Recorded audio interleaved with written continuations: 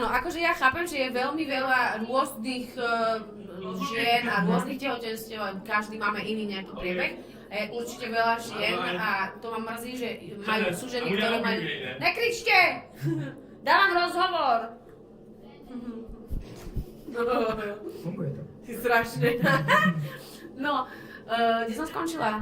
Že veľa žien rôznych a tehotenství. Áno, že je rôznych veľa tehotenstiev, už každá žena má iný ten priebeh a tak.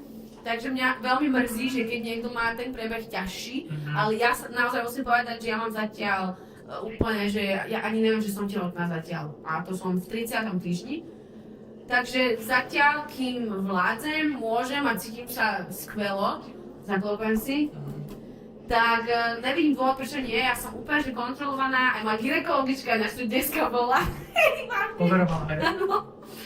Takže ona mi presne povedala, že pokiaľ sa cítim dobre, tak je to v pohode a úplne, že dokonca akože pohyb v tehotenstve zdravý, pokiaľ tam tie komplikácie tam nejaké nejsú, tak ten pohyb je fajn.